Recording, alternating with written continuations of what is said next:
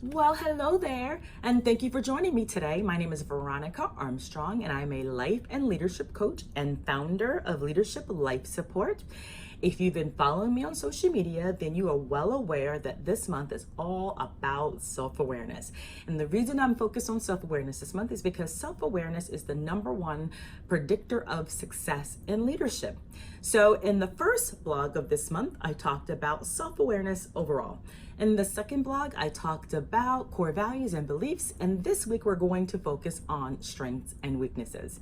So what are strengths and weaknesses? Well, your strengths are those skills and abilities that come easy to you. So when you're leveraging them, you do quite well.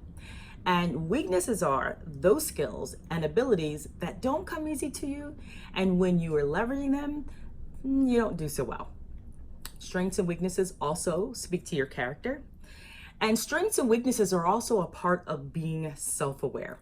So when you know your strengths and weaknesses, you give yourself an opportunity to create a development strategy. Everyone needs a development strategy. So it's important that you know what your strengths and weaknesses are so that you know exactly what you need to work on. So when you know your strengths, you know what activities you can engage in that will allow you to shine. And knowing your weaknesses gives you an opportunity to determine how you're going to work around those weaknesses or how you're going to compensate for those weaknesses.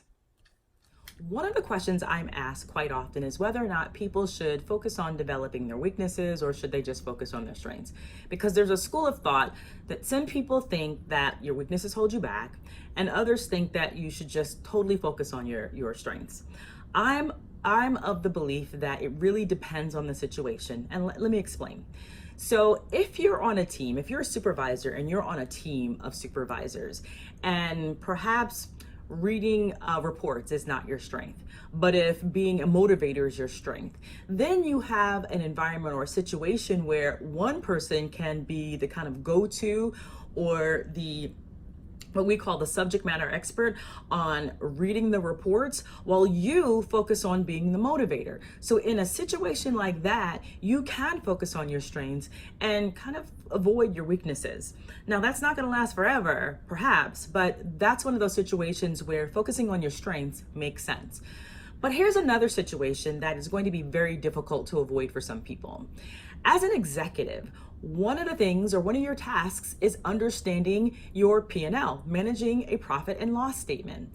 And if you don't know how to manage a profit and loss statement, or if you feel that you are not good at math, or you're not good at that, then you might have some challenges because you need to understand how to manage a profit and loss statement so that you know how to make more effective decisions in your business. If you don't know what the top of the P&L is, or the middle of the P&L, or the bottom of the P&L, you're not going to understand how and where you should be making smarter decisions in order to drive revenue, manage expenses, and drive profitability through your business. So that's one of those situations where I would encourage anyone reporting to me to go ahead and work on developing that weakness.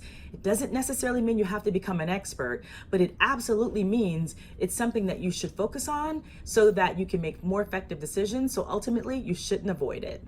So let's talk about how you can handle your strengths and manage your weaknesses. Realizing that your strengths are the value that you bring to the world. Always lead with your strengths. Always. Doesn't necessarily mean avoid your weaknesses, but it means just always focus on those activities that allow you to shine.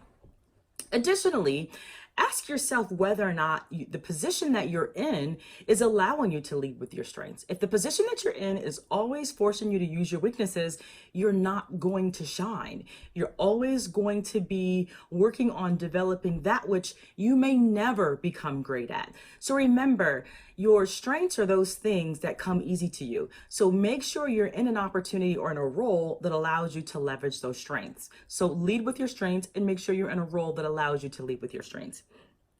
Personally, on a personal level, what are some of the things that you can be doing personally? If connecting with people is one of your strengths, what are you doing outside of work to connect with people out in the world?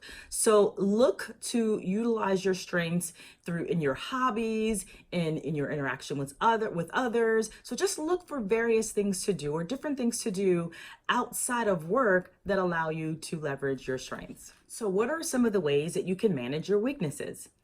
Now, I don't necessarily advise that you focus on working on those weaknesses or you try to get rid of them.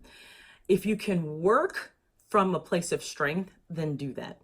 Unless not addressing those weaknesses is detrimental to your success. We talked about earlier, there are going to be certain situations or circumstances where you might be able to focus on your strengths and work around those weaknesses, and other situations where working around your weaknesses is impossible. In those situations, go ahead and work on them, but only to the degree that it is required of you to accomplish whatever task it is that you want to accomplish. Otherwise, if you can avoid working on the weaknesses, or if you can avoid the weaknesses, just kind of work around them, then I would suggest you do that. But again, only if it's not detrimental to your success. So let me recap what I've talked about today. So in order for you to develop strong self-awareness, you need to know your strengths and weaknesses. Strengths and weaknesses reflect those things that come easy to you versus those that don't. And how you manage your strengths and weaknesses really determines your ability to thrive in the world. Knowing your strengths allows you to engage in activities that allow you to shine. And knowing your weaknesses allows you to, or at least enables you to make decisions on how to compensate for those weaknesses. And finally, whether or not you should focus on developing your strengths or developing your weaknesses or what have you, it's really up to you. It depends on the circumstances. It depends on the situation. So you decide. If your weaknesses are going to be detrimental to your success, then I would recommend that you develop them. But if not, then lead from your strengths. That means you will be a rock star every single time. So that's it. That's it for today. So you have learned about strengths and weaknesses and how they kind of fall into self-awareness, because it is about self-awareness.